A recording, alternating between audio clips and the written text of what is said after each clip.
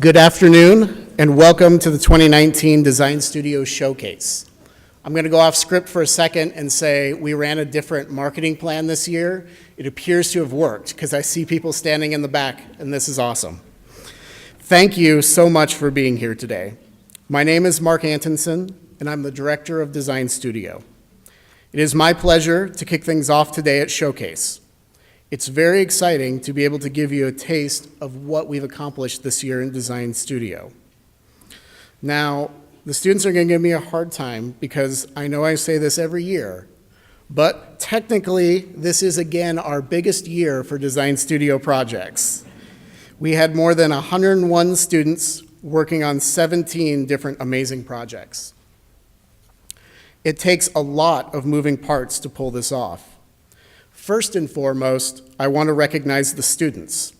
They did an unbelievable job this year, and please join me in a round of applause for them.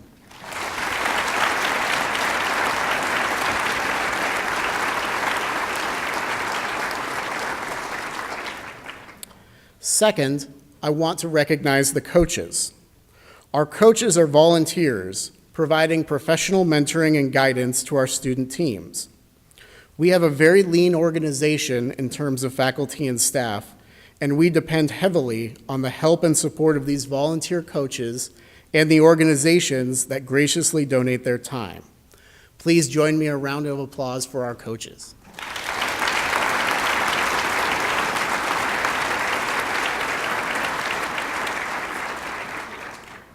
Last, but certainly not least, I want to recognize and thank the sponsors for our projects. These sponsors have committed not only financially, but also with time and other resources to support these teams, and many have done this for multiple years. Please join me in a round of applause for our sponsors.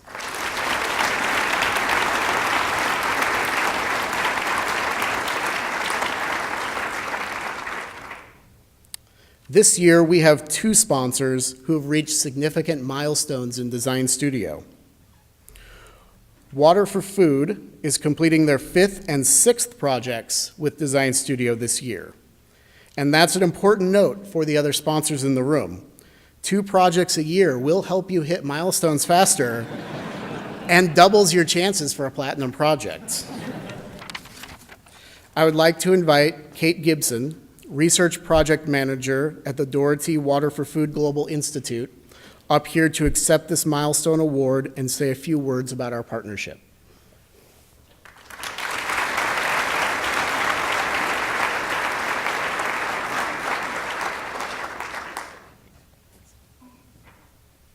Thank you, Mark.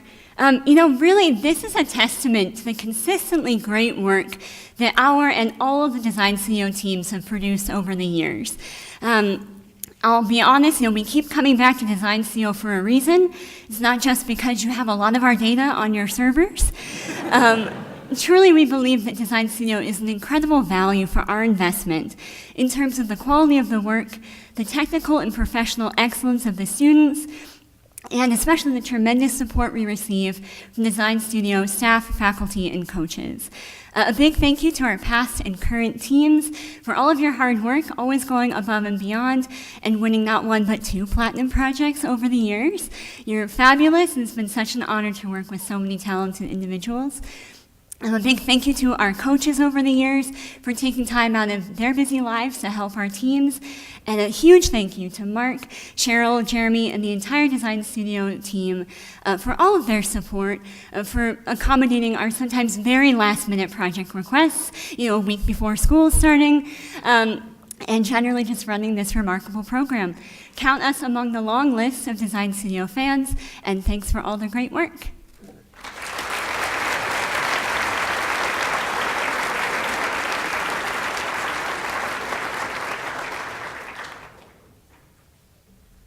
Congratulations to Water for Food. That brings us to Mutual of Omaha, who is completing their 15th project with Design Studio this year. They were one of our first sponsors, completing their first project in the 2002-2003 academic year, which was my freshman year at the Raikes School. I would like to invite Kathy Burnham, Information Services Director at Mutual of Omaha, up here to accept this milestone award and say a few words. Okay, we get our picture taken Yeah, I first? think-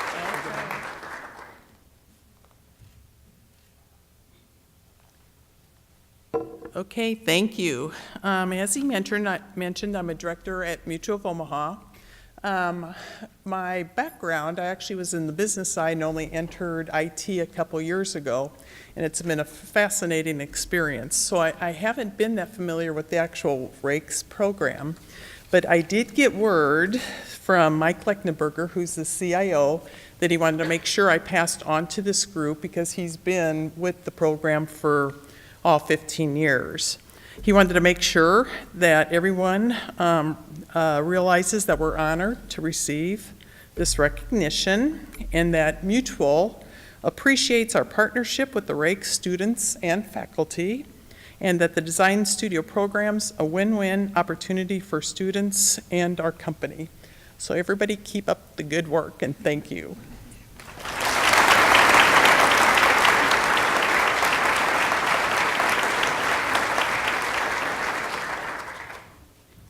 Congratulations to Mutual of Omaha. These are just two examples of our dedicated sponsors, to all of whom we are very thankful. For many years, we've strived to have healthy competition and recognize exceptional work in Design Studio. This is clearly a tough task, but we believe strongly in fostering a positive team environment. With that said, I wanted to share some of our awards that were given out just this last Friday evening. Our Rockstar Award is an individual achievement award, recognizing outstanding work leading and contributing to the overall final product and growth of their fellow team members. We select 3 rock stars every year, which is an incredibly hard task. And this year, I'm proud to recognize Allison Inman from the TD Ameritrade team, Matthew Meacham from the Nebraska Department of Transportation team, and Vinay Singh from the Microsoft team.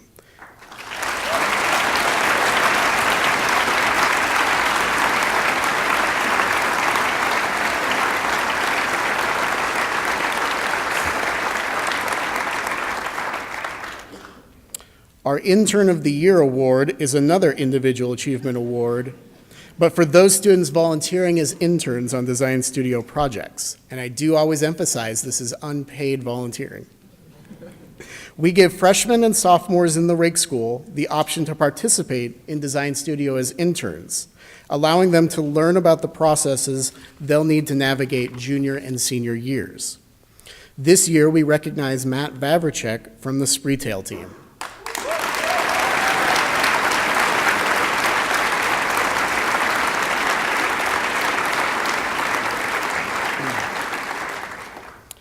Finally, and you may have heard about these, we have a Team Achievement Award. Every year we select the runner-up as gold and winner as platinum for highest performing team in terms of product produced, sponsor feedback, and overall team dynamics. This year's gold and platinum teams are the Nelnet and Water for Food B teams.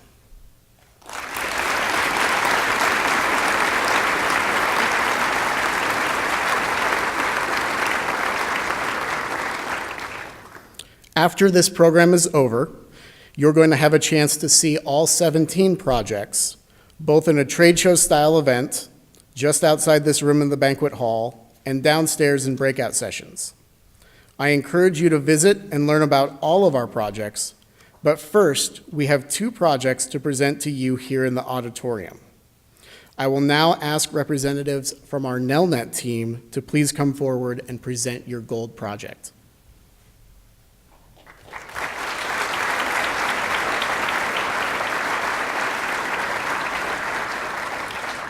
Hello.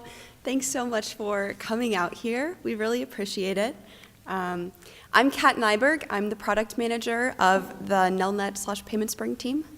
And I'm Jacob Miller, the development manager on the Payment Spring team. So you're probably wondering, what's Payment Spring? Because That's the name of our project, but it's also the name of the company we were working for, which is a subsidiary of Nelnet. It's like a company inside a company. It's pretty cool. They make a payment processing platform, which basically is what you use when you buy something online, or in a store. They process credit card and payment transaction details, and because of that, and they work for lots of e-commerce retailers, nonprofits, local boutiques, even homeowners associations, basically anything that people pay money to. So because of that, they have a lot of data, and they have a lot of different business cases of their users. So they wanted to find a way to create value for their users with that data. So we need to make analytics that users can use in order to make better business decisions. So first, there we go. I will introduce our team. Again, I'm Kat. I was the product manager, and Jacob, the development manager. We were also joined by Jared Fuelberth. I'm renaming you. Josh Kostel and Spencer Collins, who are our 3 awesome developers. Our stakeholders, Heath Rohr was our executive sponsor and our product owner. He's one of the vice presidents at Payment Spring. Corey Jurgensen, Noel Minchow, and Andrew Eck were our technical contacts. Kenise Kobus and Kelly Fuchsia were our customer relationship contacts. They were really helpful when we were getting our product in front of users for testing. And then on the Raikes side, Cheryl Nelson was our project manager, Dr. Stephanie Valentine was our tribe lead, and Ashlyn Slonick was our coach. So talking about the problem and the opportunity, we've already told you a little bit about it, the need to use the data to create value for Payment Spring's users. So we came up with the idea of creating what we call default visualizations, which are applicable to a lot of different business cases. Because an HOA and a nonprofit and a local boutique all have really different needs in the ways that they apply their payments data. We came up with a set of 5 visualizations that we felt were widely applicable. And then we made them dynamic. So that means they are interactive and they're filterable. Users can apply different date filters. They can mouse over the charts that we created and see more details about their data. And the charts are actively updated as new information comes into the system. We also wanted to make our project really extensible so that it can adapt in the future. So we created a database structure and an architecture that was efficient and it was fast. It's built to handle a lot of different types of data and thousands of transactions because the data we're handling in some cases goes all the way back to when a user started using Payment Spring. We also created an API that's really flexible in order to make visualization creation in the future really easy. So you don't necessarily have to go in and create a new graph from scratch. You can use the structure that we have already created, and it makes it a lot easier in the future. So hopefully we designed this with the idea that users will be able to create their own graphs in the Payment Spring dashboard. So they'll be able to use the wide variety of data that's available in the way that is best suited to them. So sort of another way of dealing with the huge variety of business cases that come through Payment Spring. So I'll talk a little bit about our solution in more detail now. We developed a dashboard with business case agnostic, interactive analytics, and visualizations with the goal of helping merchants understand their financial data and make better informed business decisions. So always the goal of helping the customer. So what we built, our dynamic metrics and visualizations are monthly recurring revenue, customer lifetime value, transaction method breakdown, which is a chart of the different ways people make payments. So it's a credit card or a debit card or bank transfer, something like that. A geographic transaction data, which is a map that helps users visualize where their payments are coming from.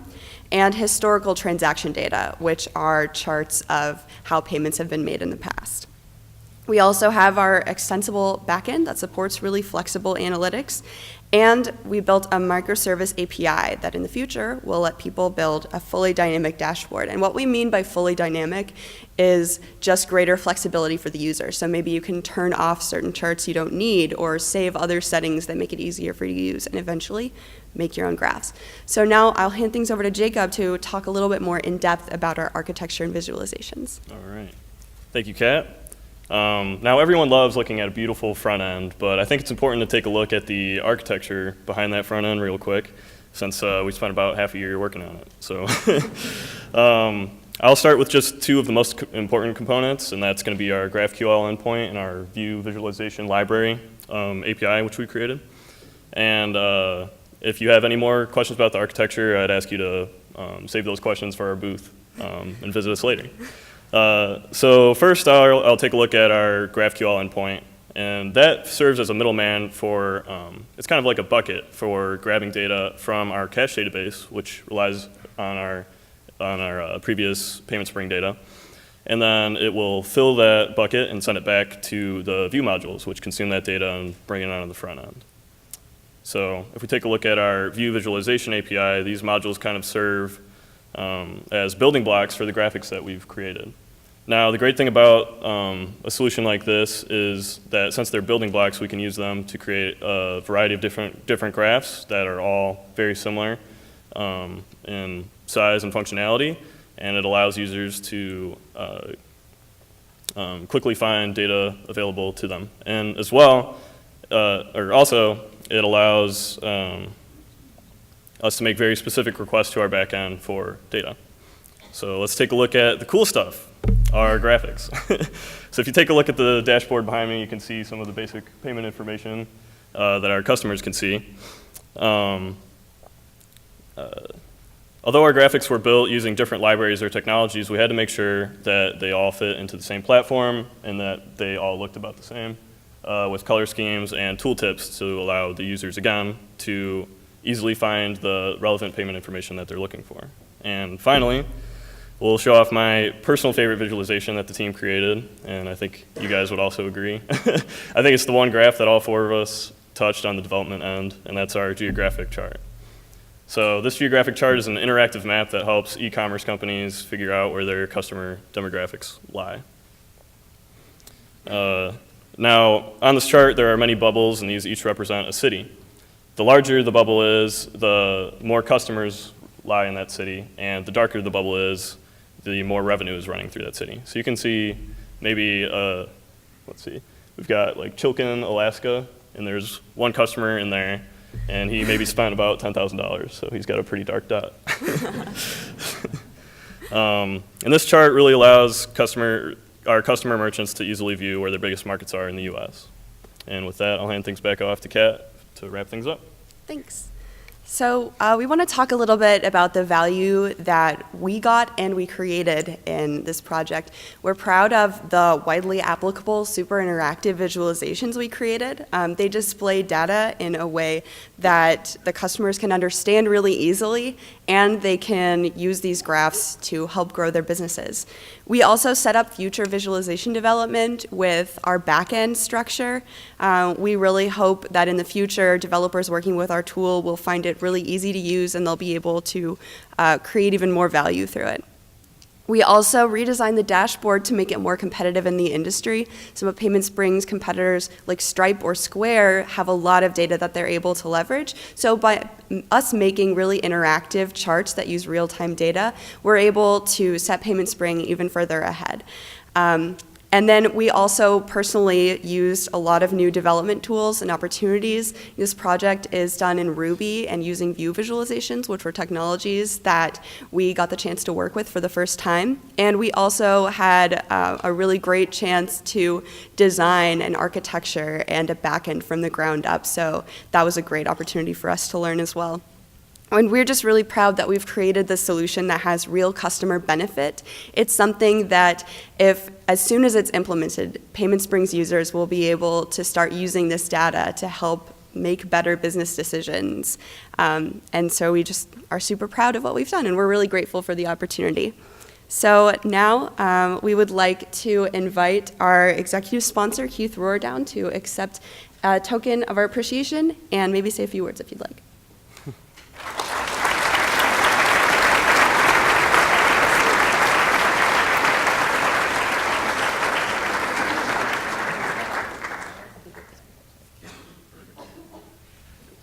All right, well, thank you so much. It's truly an honor to be here today. we've had so much fun this year working with the team, creating real technology. As Kat said, this is real product that we're going to deploy and use to create value for our customers, so that's a really big deal for us. Certainly, investing in STEM education, exposing students to technology is just so important, and it's something we're very excited about at Nelnet and Payment Spring. So we're excited to do it again and had a lot of fun this year, and congratulations to the team.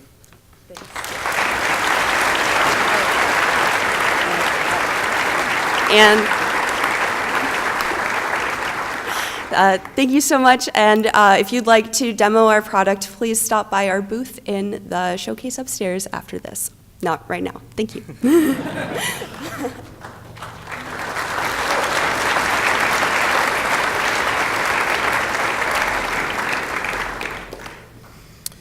I will now ask representatives from the Water for Food B team, and the important thing to note here is that they are clearly not B in terms of effort, to come forward and present your Platinum project.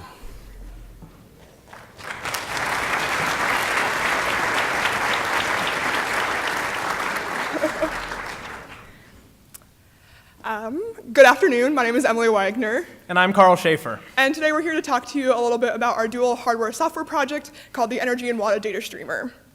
So our project was with a company called the Doherty Water for Food Global Institute, which is headquartered right here on Innovation Campus. And as a company, their main goal is to try and address challenges surrounding food security, specifically by improving the efficiency of water resource management systems in farms throughout Nebraska and the Midwest. Three of the main stakeholders that we worked with this project was Nick, who's the Director of Policy for Water for Food, Ellen, who is our main sponsor contact and is a program coordinator at Water for Food, and Kate, who is a research project manager. Our team is composed of 7 undergraduate students that have backgrounds in computer science, computer engineering, electrical engineering. I'm the product manager and Carl's the development manager for our team, and the rest of the team is structured mostly by the technologies that they worked most closely with. So Andy and Jared worked on the embedded hardware and software for the project, Allison and Merrick worked on the mobile team, and then our intern Luke worked primarily on the web component. And the last key component of our team was the design studio staff that we worked most closely with. Mark was our tribe lead, Shell was our project manager, and Nick Ebert from Spreetail was our coach. So in August, Water for Food came to us with a problem with these meters that they are currently using to try and monitor the amount of energy and water that's being used in the irrigation season. Currently, these meters use a 3G cell modem to transmit the data, which introduces a couple of problems because first, the specific 3G technology that they're using is being phased out by the end of this year by Verizon, and second, because as you can imagine, many farms throughout Nebraska do not have the best cell service. This problem is further compounded by the fact that the meters have no local storage on them, so if the data is being failed to transmit due to poor connectivity, it's lost completely, and this is actually the case for about half the farms that Water for Food has these meters installed on. So these problems presented us with an opportunity to give Water for Food an easy, reliable way to get this data from the meters to the cloud without having to rely on a cellular connection. Furthermore, because they were going to have to go out and modify all these meters that they already have, we wanted to make sure that the solution was easy to manufacture, put together, and kind of off-the-shelf hardware. And then lastly, because these are going on farmers' farms and they are the one that is doing the transfer of this data to Water for Food, we wanted to add additional benefit for them so that farmers saw a reason to go out and transmit this data for Water for Food and they got value from it themselves. So with that, I'll pass it off to Carl to talk a little bit about the specific solution that we built to address these problems. Perfect. Thank you, Emily. So to provide a little bit of a graphical context to the solution we put together, at the beginning of the year, Water for Food gave us everything you see to the left of that dotted line. And that meant that over the course of the last year, we had to ideate, engineer, and implement everything to the right of that line, both the components themselves, but also the interactions between those components. And that is exactly what we did. We put together a 3-part data pipeline consisting of an embedded hardware-software solution, a mobile application, and a cloud-based web API that together work in tandem to ferry the data from these meters in rural Nebraska up to the cloud where Water for Food can access it. Now, speaking about that hardware interface a little bit. For those of you who aren't up to date on the latest and greatest that smart energy meters have to offer, luckily we were able to leverage a protocol called DLMS COSEM. It is a protocol that is built into a much more modern energy meters that essentially takes this data that's coming off these meters and turns it into something that is a little bit more structured. And over the course of the year, the early part of our project was spent trying to figure out how to take this structured data and translate it into something that our embedded software could understand. So speaking a little bit more fully about our embedded component, our embedded hardware consists of 3 off-the-shelf and easy-to-source hardware components. First, up there in green, is a Raspberry Pi Zero W. It's the one with the raspberry on it. Up there in red is an RS-485 adapter board, which essentially takes the data that is coming off these meters and translates it into something that our Raspberry Pi can understand. And finally, underneath that green board is actually a custom connector board that was engineered by our team that makes installing these devices and mating them together a plug-and-play experience. Now, these components work together to translate the data coming off of these meters into something our embedded software can understand. Then our embedded software takes over and stores and catalogs this data internally to the Pi until it can be offloaded at a later date. Talking a little bit about that offload, to offload our data, our Raspberry Pi sets up its own local Wi-Fi network that our mobile application can connect to and sync with. We went this route because it made it a lot easier for our developers to work with the technology, since most of our developers were familiar with web technology, and it meant that we didn't have to worry about the bandwidth limitations that could pop up with, say, a Bluetooth solution. Talking about our mobile app a little bit more fully, our mobile app has 3 main features we want to highlight. First is the ability to connect to that embedded Wi-Fi network and sync data and store it locally on the device. Second is the ability to send that data over the internet to Water for Food for further analysis. And third, as Emily said, in order to provide at least a little bit of value to the farmer, we wanted to make sure that farmers could view this data locally on the device, whether that be through some simple graphs or raw, so they can at least draw some basic insights about their data and know exactly the data that they're sending to Water for Food. Next, our mobile-to-web interface was actually probably the easiest to put together. It leverages standard web technologies, and we were able to essentially just use standard web requests to send this data up into the cloud. Now, we did do a little finagling with the data, for example, batching the requests. So instead of sending 1 reading at a time, we send 100 at a time to make sure that the data transfers faster and more reliably. But other than that, it was fairly straightforward. And finally, the last component to our system is our web component. It's a standard REST API built on Spring Boot with a React client front end and backed by SQL Server, or a SQL Server database, excuse me. Together, these components work to archive and collect all the data that our mobile application sends up to the cloud and store it until Water for Food can access it later. Furthermore, as I mentioned, we put together a very simple front end that allows Water for Food to log in, easily administer the system, managing the accounts within the system, the meters within the system, and also access control, making sure that farmers only have access to their own data and they can't see any other farmers' data. Furthermore, our web client has the ability to easily export this data as a CSV format so Water for Food can take that data and run their own analysis on it. In addition to this, we built out our client so that farmers too can log into the exact same client and export the exact same data so they too can run their own analysis and make their own informed decision. So not only does Water for Food get access to this awesome data that they haven't had before, but so too do farmers. And now I'll turn it back over to Emily to finish us out. Awesome, thank you, Carl. So I'm going to conclude just by talking a little bit about some of the outcomes of our project, including some of the value and challenges we got to face that provide some interesting learning opportunities. As Carl kind of alluded to before, at the beginning of the project, we weren't given any specifications on what technology to use. We just wanted something that was reliable and easy to put together. So we spent a lot of time early on in the project researching a lot of different hardware options and software options that best mated together the needs of Water for Food for it to be easy to assemble, the needs of farmers for it to be easy for them to interface with, and then our own development capabilities as a team. Furthermore, another challenge we faced was essentially reverse engineering how these meters worked. The meters themselves were actually developed by a third-party company instead of Water for Food themselves, and when handing off those meters, they did not include much documentation on how they worked. So we got to spend a lot of time essentially reverse engineering them, doing a lot of local debugging with oscilloscopes to monitor the signals that are occurring in the meter to try and figure out the exact intricacies of how the meter communicates the measurements that it's making. And then lastly, more of the ongoing challenges we had throughout the project was not only getting these components to interact together, but to get them to interact seamlessly. And this is where having our team structured the way it did helped us a lot, since we had sort of sub-teams within our teams that were specialized on certain technologies. So when we got to the point that we had these 3 separate components and we needed to get them to communicate together, there was at least somebody on the team who knew the exact details of how to make that communication possible. So despite some of these challenges, we were able to overcome them and produce an end product that was very valuable for both Water for Food and farmers. Water for Food now has a reliable, easy to put together modifications to their meters that gives a pipeline to get the data that they were formerly missing from the meters to the cloud without having to rely on that cellular connection component. Furthermore, this is providing value for farmers by giving them access to data about their energy and water usage during irrigation throughout the season instead of having to wait until the end of the season to get an energy bill like they usually do now. So now this will enable them to make more modifications throughout the year and make their irrigation more efficient. So with that, that's the end of our formal presentation. If you have any specific questions about the project or want to see a live demo of our pipeline in action, feel free to swing by our booth. And at this point, I would like to welcome up our main sponsor, Contact Ellen, to accept this token of appreciation and say a few words.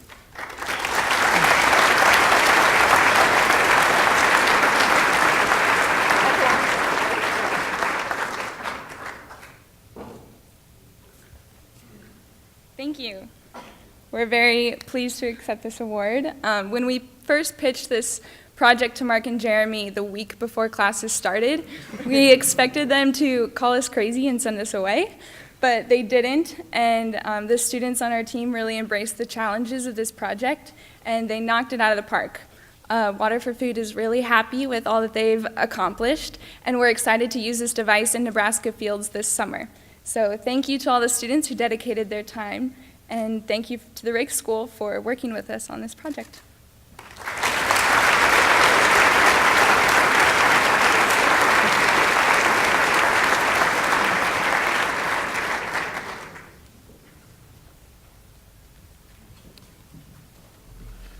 Now, lest there be any incorrect conclusions, waiting till the last second to define your project is not a good road to platinum. It worked this time. Please don't wait until the end of August. So that concludes our program here in the auditorium. Again, please check out all of the projects at the booths in the banquet hall and see their detailed presentations in the breakout rooms downstairs. The schedule for the breakout sessions is on your program as well as here on the screen and will be displayed throughout the main hall. Thank you, and please enjoy.